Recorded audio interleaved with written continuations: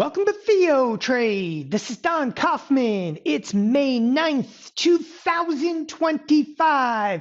Just about 20 minutes stand between us and the cash close on this Friday afternoon with absolutely nothing going on inside of this marketplace. I mean, we're just paused. We're stagnating. We're waiting on that tariff news, that tariff relief that may never come. So we're going to cover that and much more here, of course, on this TheoTRADE weekend update. Even though we're completely stagnating in this marketplace, there is quite a bit to actually learn about that, because when markets stagnate like they are right now, you better be really careful with your allocations. It's dangerous out there. And that danger, and I want to be very clear about this, that's not a bias. That's not a bullish or bearish statement. That danger basically lurks. I think everybody realizes this on both sides of the marketplace. So we're going to talk in detail, and it's like never like a uplifting conversation like, hey, look, when the markets stagnate like this, you got to dial it back. And if you don't, okay, you're going to put your head right into the guillotine when that information does finally come down. So let's start to break down the markets. It's a really uplifting way to start the video here. Head in the guillotine because of stagnation. I like it. But again, this tariff idea, okay, maybe all the good news is priced in, maybe it's not. Let's get into it. So the S&Ps this week, if they were to finish right here, right now, I mean, for the most part, they are massively unchanged. There's just nothing going on. If see that line right there? Yeah, that line right there, that is where last Friday ended. Where are we right now? Sitting right on it. You're 20 handles below it. 20 handles, 20 S&P handles. Okay, by the way, handles are points. Handles, points, whatever. It means nothing. It's a big nothing burger. Like this week, if you're playing cards, this week's a push. It never happened. I actually did all right this week, but it never happened. Did all right in a couple of earnings trades this week, but nevertheless, it never happened. So let's start with the obvious in here. The S&Ps over the last couple of weeks, and I'm actually going to pull up the S&P futures. If we bring up a 30-day 1 hour, what I'm talking about is stagnation. I mean, the markets have done absolutely nothing. Just box it out. This actually kicked into high gear like last Wednesday. So you got Wednesday, you got Thursday, Friday, Monday, Tuesday, Wednesday, Thursday, Friday. So what are you? 10 days, but really more like 7, 8 trading days into what is, and again, I'm not even counting that Wednesday. You're about 7 trading days into the exact same range. The interesting thing though about this range, okay, and again, I don't want to just gloss over it. It's actually pretty volatile because we're trading from 5,600, okay, up to 5,725. So almost every day we're pinging to the downside of it or to the upside of the range. So it is, this is a wild, amount of movement in a very minuscule amount of time. Again, almost every single trading session, we've either hit 5,600 or 5,700. For the most part, it's like a very small version of what we term a volatility box. What's in the box? Volatility's in the box. So the markets are just waiting again on that news. They're waiting for the tweet. And when they get it, things are going to get wild out there. How wild? The first thing I do on that front, and I'm actually surprised by this, I go to the SPX. And the reason I go to the SPX, not the chart. Okay, I don't need no stinking chart. I come over here to the trade tab. And on that trade tab, I cruise over and I look at the right side of the screen. Okay, and the reason I'm looking at this, I'm just highlighting the area. It's got the implied volatilities for next week. And there's actually one thing I'm kind of surprised about. I would have expected Monday's implied volatility to be a little bit higher. And the reason I'd expect it to be higher because news could actually break this weekend. Okay, I mean, look, there's a $74 move. That's, it's decent. And we're looking at about a $130 move next week, which is ironically exactly the expected move this week. And we'll talk about that more at the end of this video here, is that the volatility, say what you will, even though we're stagnating, we're not doing anything, man. Yeah, but the volatility is also not really backing off, which brings me actually to the next point. If you look at volatility, last weekend, I talked about how volatility finally made a meaningful move down. Want to see something really interesting? Volatility, okay? The vol skew right now. We're not in backwardation and we're not in contango. Basically, from May to June, July to August, the volatility is basically identical. It's the exact same. So the volatility is in limbo. It literally says that.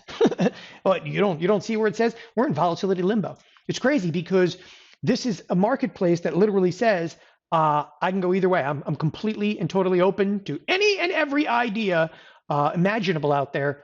Literally, that's the interpretation of a flat vol skew from 12 days to 40 days, 68 days. And again, I want you guys to know that because you're going to hear all kinds of like, well, this technical level holds a tremendous amount of weight, which bottom line is the volatility, okay, is smarter than any levels out there. And the volatility says absolutely not. It says waiting on more information. Literally, that's what it says, waiting on more information. And you look around to like different sectors. I was doing this just a moment ago before actually kind of coming in here and shooting the video. And I was looking at like auto expected moves in the home builders. What are they doing? Nothing, kind of stagnating. XLY, all right, which is, consumer discretionary, includes some Tesla. It's a little bit up. XLI, which I actually have a position in. This is the industrials, mildly higher. That one's a little bit positive this week. XLU, okay, was positive and actually faded. And the bottom line is here's SMH, semiconductors. They're slightly higher over here because there's actually maybe some relief coming to the chips. XLV, this thing's getting pummeled to the downside.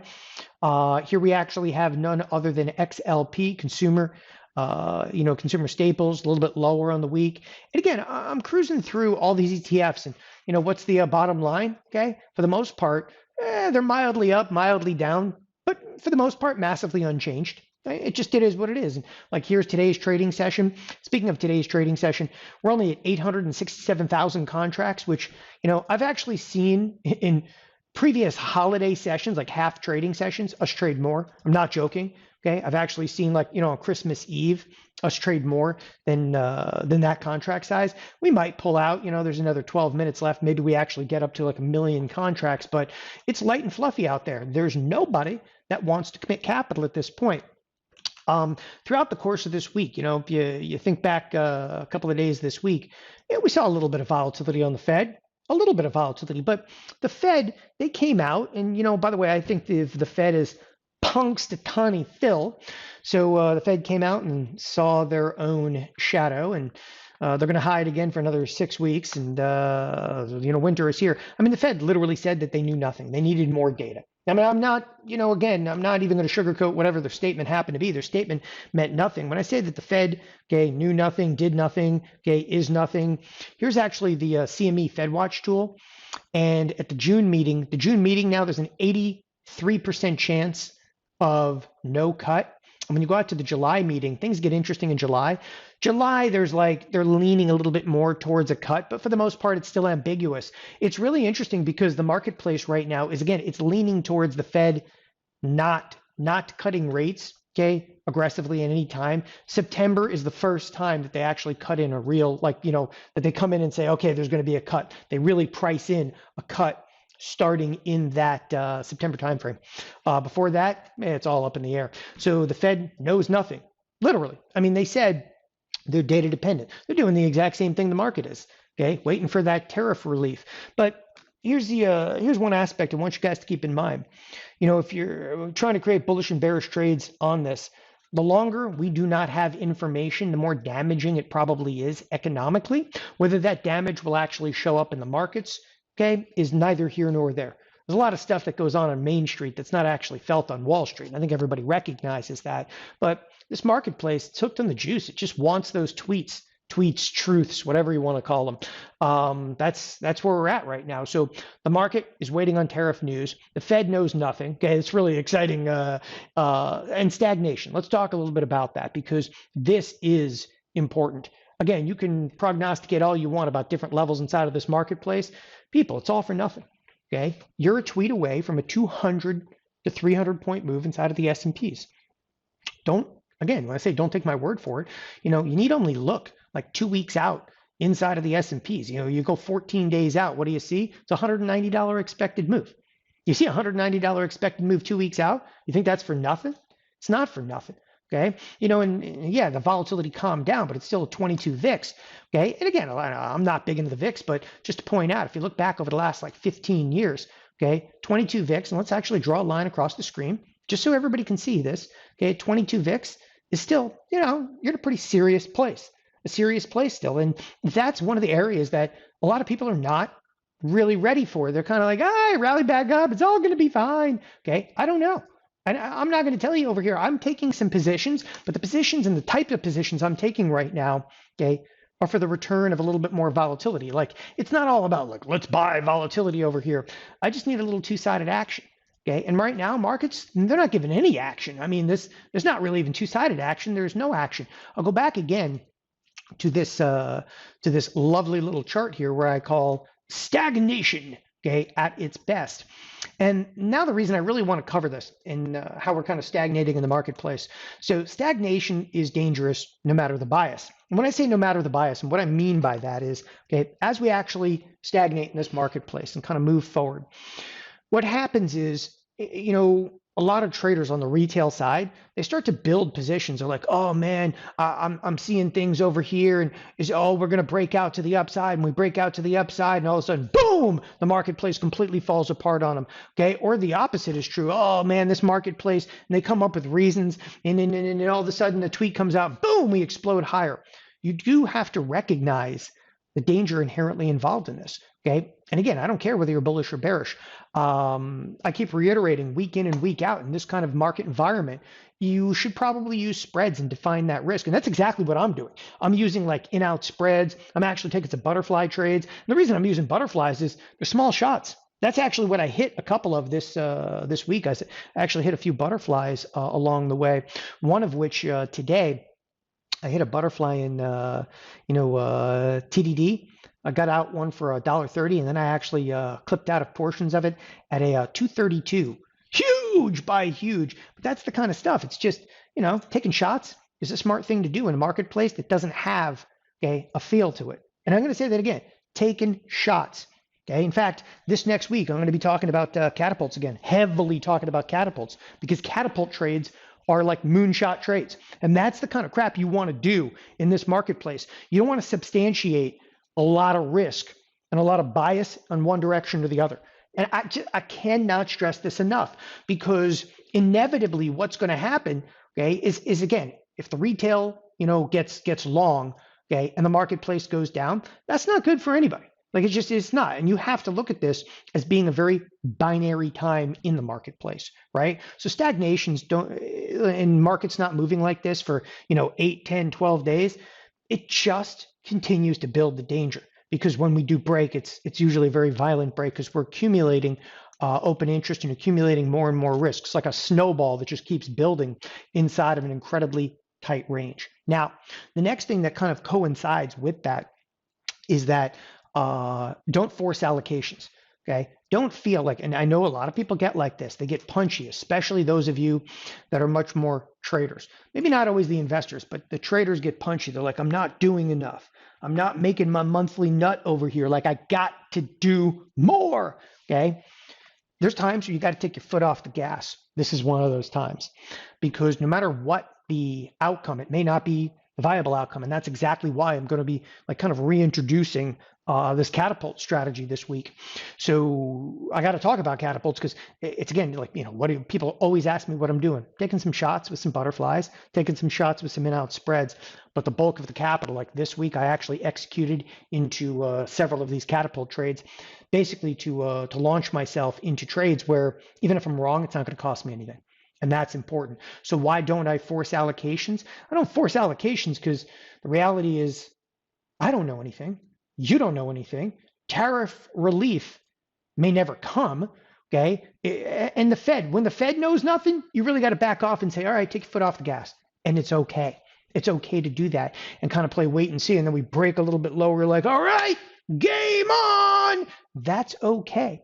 Wait for the game, okay? Wait for the game. Don't hate the player, hate the game. All right, last but definitely not least, I always like to cover a little bit about expected move. Okay, because expected move this is what really drives order flow. First of all, this week, wow, look, we had $130 expected move. Okay, so $130 expected move. So that means you're going to move up 130 bucks, you're going to move down 130 bucks.